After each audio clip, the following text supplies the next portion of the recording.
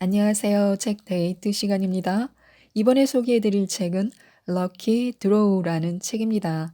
드로우 앤드류 지음 다산북스에서 나온 책입니다. 문을 바라보기만 하면 저절로 열리지 않습니다.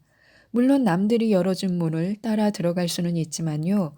그 또한 그 안으로 들어갈지 결정하는 사람도 자신이며 진짜로 발을 떼어 안으로 들어가는 사람도 자신일 수밖에 없습니다. 이 책은 나만의 길을 찾을 수 있도록 더 성장하고 더 큰 성공을 이룰 수 있도록 저자의 경험을 듬뿍 담아 그 방법들을 알려주는 책입니다. 25살에 미국에서 인턴 생활을 시작으로 엄청난 부자는 아니지만 좋아하는 일로 돈은 잘 벌게 된 이야기를 들려주고 있는데요. 몇 가지 소개해 드리도록 하겠습니다. 처음으로 스스로에게 앤드류, 너의 꿈은 뭐야? 라고 질문하기 시작했습니다. 나는 좋아하는 일로 행복하게 일하는 사람이 되고 싶어. 나만의 공간도 갖고 싶고, 유명한 브랜드와 협업해 멋진 프로젝트도 해내고 싶어. 아무도 듣고 있지 않았기에 내 입에서는 수많은 질문과 대답이 쏟아지기 시작했습니다. 그렇게 한참 동안 나 자신과 대화를 이어 나갔습니다. 나중에는 마치 내가 성공한 사람이 되어 유명 언론사와 인터뷰하는 상상을 하며 묻고 답하기까지 했습니다. 이것이 보잘것없는 내가 스스로를 응원할 유일한 방법이었습니다. 나를 인정해주는 사람이 없다면 내가 인정해주면 됩니다. 내게 관심 있는 사람이 없다면 내가 나에게 관심을 주면 됩니다. 나를 세상과 이어주는 사람이 없다면 내가 세상과 나를 이어주면 됩니다. 미래가 어떻게 될지 알 수 없지만 지금 당장 내가 할 수 있는 건 나만의 방식으로 인생이라는 레버를 당겨보는 것 뿐이었습니다. 나는 먼저 나의 꿈에 이름을 붙여주었습니다. 드로우 앤드류, 앤드류, 나를 그리다. 드로우 앤드류는 내가 꿈꾸는 나를 그려 나간다라는 뜻입니다. 그리고 이케아에서 5만 원을 주고 구입한 가로 120cm, 세로 60cm짜리 책상 위에서 드로우 앤드류의 세계를 그려 나가기 시작했습니다. 그리고 5년이 흘렀습니다. 그래, 그건 내 인생의 럭키 드로우였어. 5년 전 혼자 바닷가에 앉아 스스로에게 던졌던 물음들은 이제 수많은 인터뷰에서 내가 받는 질문이 되었고 나는 당시를 추억하며 담담히 오늘을 대답하고 있습니다. 마치 미래를 예견이라도 한 것처럼 말입니다. 혼자 내뱉으며 꿈꾸던 이야기는 현실이 되었고 이제는 수십만 명의 사람이 내 이야기를 들어줍니다. 작은 이케아 책상에서 시작한 일은 8평의 작업실을 거쳐 내가 마세습이라고 부르는 한강뷰 작업실로 이어졌습니다. 내가 꿈꾸던 나만의 멋진 공간도 생겼고 멋진 브랜드와 협업하며 좋아하는 일로 행복하게 일하는 사람이 된 것입니다. 그리고 이 이야기를 책으로 써내려가고 있습니다. 누군가는 내게 운이 좋았다라고 말합니다. 맞습니다. 나는 운이 좋은 사람입니다. 내가 당겼던 인생이라는 게임의 레버, 즉 멈추지 않고 시도했던 수많은 행동이 운과 만나 지금의 나를 만들었으니 말입니다. 모든 순간 보장된 결과는 없었습니다. 어떤 결과가 나올지는 몰랐지만 나는 그저 나를 위해 레버를 당겼을 뿐입니다. 한국에서의 취업이 두려워 미국 인턴십에 지원한 것, 안정적인 회사를 포기하고 이직을 선택한 것, 회사에서 느낀 열등감을 에너지로 변환해 인스타그램에 쏟아낸 것, 나의 이야기를 세상에 전하고 싶어 유튜브를 시작한 것, 취업 비자가 만료되자 미국에서 쌓은 모든 걸 포기하고 귀국을 결정한 것, 한국에 돌아와 거액의 연봉을 거절하고 취업이 아닌 사업을 시작한 것, 지나고 보니 나를 위해 끌어당긴 선택과 도전, 그 모든 순간이 내게는 럭키 드로우였습니다. 벼는 익을수록 고개를 숙인다라는 속담이 있습니다. 맞는 말입니다. 벼가 익어야지 고개를 숙이는 것입니다. 아직 자라지도 않은 사람이 고개를 숙이고 있으면 다른 벼들에게 짓밟힐 뿐입니다. 나는 그걸 첫 번째 회사와 두 번째 회사에서 뼈저리게 느꼈습니다. 내가 나를 내세우지 않으면 아무도 나를 대우해 주지 않습니다. 성장하고 싶다면 겸손에 대한 집착부터 버려야 합니다. 겸손은 진짜 높은 자리에 올랐을 때 빛을 발합니다. 어쩌면 우리는 겸손하면 바보가 되는 시대에 살고 있는지도 모릅니다. 부자는 아니지만 좋아하는 일로 돈은 잘 법니다. 자본주의 사회에서 돈을 버는 방법은 크게 세 가지로 나뉩니다. 일한 만큼 받는 노동소득, 매입과 매출을 통해 버는 사업소득, 돈이 돈을 부르는 자본소득이 그것들입니다. 월급이라는 노동소득에만 의지하며 살던 내가 회사로부터 독립해 여러 사업소득을 만들어 보니 세상에는 돈 버는 수단이 정말 다양하다는 사실을 알게 되었습니다. 하지만 내가 이 책을 통해 전하고자 하는 메시지는 단순히 돈 버는 방법이 아니라 내가 좋아하는 일로 어떻게 행복하게 일할지를 고민해 보자는 것입니다. 남들이 시키는 일이 아니라 내가 하고 싶은 일을 하는 것. 나는 이것이 돈 버는 방법이 너무나 다양해진 이 시대를 가장 행복하게 살아가는 방식이라고 확신합니다.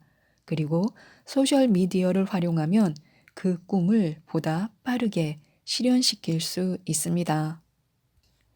나는 아직 부자가 되어 본 적은 없기에 부자가 되는 방법은 알지 못합니다. 하지만 내가 좋아하는 일로 행복하게 돈을 버는 방법은 잘 알고 있습니다. 좋아하는 일을 하면 돈은 자연스럽게 따라온다라는 뻔한 말은 하고 싶지 않지만 그게 진짜 내가 경험한 전부입니다. 운이라고만 하기엔 이 성공 방정식을 통해 이미 많은 사람이 행복하게 돈을 벌고 있습니다. 일이라는 건 결국 내 소중한 시간과 에너지를 쓰는 것인데 내가 하고 싶은 일에서 레버를 당겨봐야 하지 않을까요?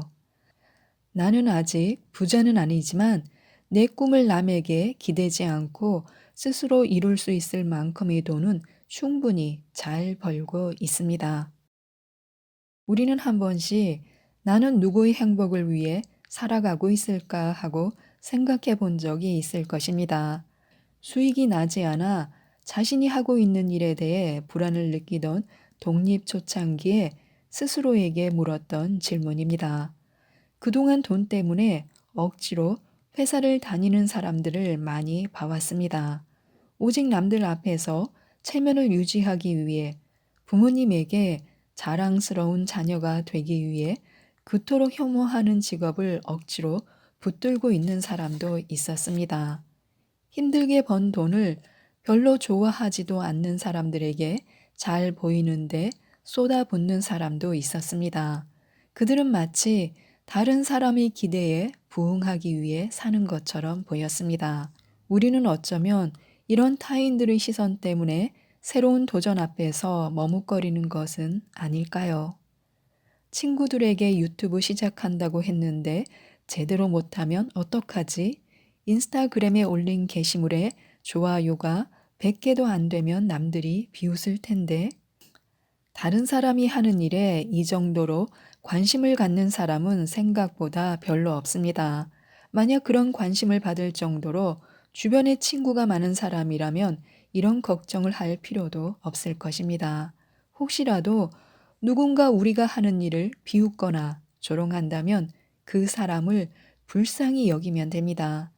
도전할 용기도 재주도 없이 그저 남을 깎아내리는 사람일 테니 말입니다. 그리고 그런 비난은 결국 자기 자신에게 돌아가 스스로를 더욱 옥죄게 됩니다. 주변의 시선 따위는 신경 쓰지 말고 얼마든지 행복을 찾는 도전을 멈추지 말아야 합니다. 그게 가족이나 친척, 친구일지라도 말입니다. 자신을 이해하는 사람은 오직 자신뿐입니다. 진부한 이야기지만 행복은 그리 멀리 있지 않습니다. 남에게 잘 보이려는 일이 아닌 오직 내가 하고 싶은 일을 하며 사는 것입니다. 그리고 우리는 그것을 너무나도 쉽게 할 수 있는 시대에 살고 있습니다. 그러니 지금 당장 나의 일을 하면 됩니다. 그렇게 나의 삶에서 주인공이 되어보는 것입니다. 미국에서 처음 인턴으로 일을 시작했을 때 내 월급은 150만 원 정도였습니다. 시리얼로 끼니를 때우며 방 하나가 딸린 집 월세를 내고 나면 남는 돈이 거의 없었습니다.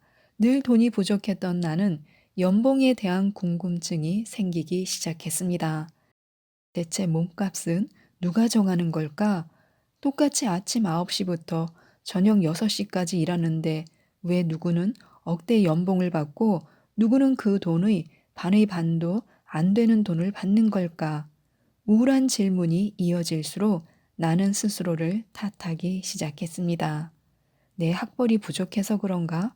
내가 미국인이 아니라서 그런가? 내가 영어가 부족해서 그런가?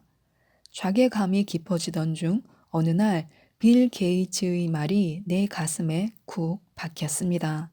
삶은 불공평한 거야. 그러니 익숙해져. 이 말을 듣자마자 분노가 치밀었습니다. 너는 우월한 유전자를 갖고 태어나 부자 부모님 밑에서 좋은 교육을 받고 자라서 성공했다 이거지. 하지만 삶은 불공평하다라는 그의 말을 곱씹을수록 그것이 사실이라는 생각이 짙어졌습니다. 누구에게나 그렇겠지만 내게도 삶은 매우 불공평했습니다. 그걸 빠르게 인정하고 세상에 적응해 불리한 환경을 내게 유리하게 바꾸는 것이 이 불공평한 세상을 똑똑하게 살아가는 방법이었습니다. 그래서 나는 내가 갖지 못한 것에 집착하며 억울해하기보다는 내가 갖고 있는 것에 집중하는 데 더 노력하기로 했습니다. 그렇게 나는 스스로 만든 한계의 벽을 부술 수 있었고 내가 할 수 없을 것 같은 일도 해낼 수 있었습니다. 이 세상 모든 사람이 좋아하는 일로 행복하게 돈을 벌 수는 없습니다. 때로는 싫어하는 일을 하며 살아가야 할 시간도 분명 있을 것입니다. 하지만 자신의 환경을 변화시킬 노력은 하지도 않고 불평만 해서는 결코 삶을 변화시킬 수 없습니다. 모든 것은 우리의 선택에 달려 있습니다. 싫어하는 일을 억지로 하며 하루하루 버티며 사는 것도 싫어하는 일을 좋아하는 일로 조금씩 대체하기 위해 계속해서 새로운 도전에 나서는 것도 결국은 우리의 선택입니다. 원하는 삶에 다가서려면 우선 지금의 내 상태와 원하는 삶의 모습이 무엇인지 구체적으로 그려야 합니다. 성공한 사업가가 되고 싶다거나 멋진 근육질 몸매를 갖고 싶다거나 유명한 예술가가 되고 싶다거나 내가 원하는 사람의 모습과 지금 현재의 내 모습이 얼마나 다른지를 이해하고 그 거리를 매일매일 조금씩 좁혀나가는 것입니다. 대부분의 경우 자신이 원하는 삶과 현재의 삶의 모습이 많이 다를 것입니다.